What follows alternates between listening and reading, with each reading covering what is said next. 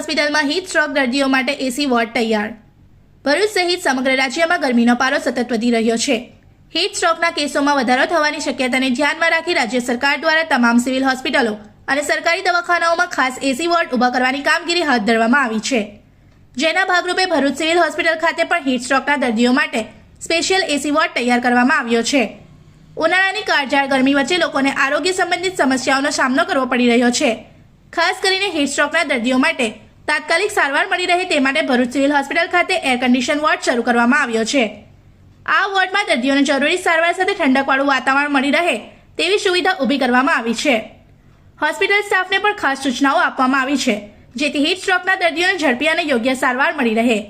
આવનારા દિવસોમાં ગરમીનો પારો વધુ વધવાની સંભાવનાને ધ્યાનમાં રાખી આરોગ્ય વિભાગ દ્વારા તમામ તૈયારીઓ પૂર્ણ કરવામાં આવી હોવાનું હોસ્પિટલ તંત્રએ જણાવ્યું હતું। હું ડૉક્ટર આર.કે. Chavda, ex professor and head of the medicine department, નવી સિવિલ હોસ્પિટલ ભરૂચ ખાતે હમણાં 3 દિવસથી જોઈન થયો છું। ખાસ કરીને એજ્યુકેશન્સ અને સિરિયસ પેશન્ટ્સને બરાબર ટ્રીટમેન્ટ મળે એના સુપરવિઝન માટે અને પેશન્ટ્સને પૂરતી તમામ વસ્તુ મળે એ માટેનો ખાસ આશય રહેશે।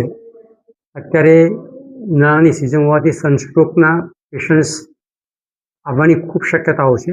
એના માટે સિવિલ હોસ્પિટલમાં 2 અલાયદા વોર્ડ ખોલેલા છે, બંને એસી રૂમ છે અને લગભગ 6 થી 7 પેશન્ટ એમાં એડમિટ થઈ શકે છે। જ્યારે કોઈપણ પેશન્ટ કે કોઈપણ વ્યક્તિ ખૂબ જ તડકાની અંદર કે જે ટેવાયેલો ન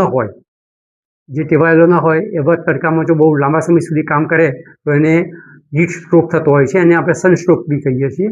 અને એની અંદર એને તરત જ સખત થાક લાગે, એને ઉલટી થાય, ગભરામણ થાય, એને કન્ફ્યુઝન થઈ જાય અને બહુ જો કોઈ ટાઈમલી ટ્રીટમેન્ટ ન મળે તો એ બેભાન થઈ જાય છે, કારણ કે આ સનસ્ટ્રોક એ મેડિકલ ઇમરજન્સી છે। તાત્કાલિક એ પેશન્ટને કુલર એટમોસ્ફિયરમાં એટલે કે જ્યાં ઠંડુ વાતાવરણ હોય ત્યાં ટ્રાન્સફર કરવા જોઈએ। એને આઈસ પેક લગાવીને એનું ટેમ્પરેચર ડાઉન કરવું જોઈએ। એને યુરિન આઉટપુટને ઓછું થઈ ગયું હોય એને સિપ્સ ઓફ વોટર અથવા તો IV fluids depending upon the situation condition of the patient IV fluids આપવાના હોય છે। અને જો બહુ સિરિયસ પેશન્ટ હોય તો એને આઈસીયુમાં દાખલ કરીને એને ઓક્સિજન પર મૂકવામાં આવતા હોય છે અને એને મોનિટર પર મૂકીને એના વાઇટલ ફંક્શન્સનું મોનિટર કરવામાં આવતું હોય છે। જો પેશન્ટને તાત્કાલિક અને તરત જ ટ્રીટમેન્ટ મળે તો એ પેશન્ટ બહાર આવી જતા હોય છે, સનસ્ટ્રોકમાંથી બહાર આવી જતા હોય છે, સારા થઈ જતા હોય છે। પણ જો એમને ટાઈમલી ટ્રીટમેન્ટ ન મળે તો બ્રેઇન ડેમેજ થતો હોય છે અને પછી એ લોકોની શક્યતાઓ ડિપેન્ડિંગ અપોન ઘણા બીજા બી ફેક્ટર છે કે એમની ડિસીઝ કેવી છે। કોઈને આલ્કોહોલના કારણે સિરોસિસ ઓફ લીવર હોય, ટ્યુબરક્લોસિસ હોય અથવા તો માલન્યુટ્રિશન હોય તો એવા લોકોને એની આડઅસરો વધારે થાય છે।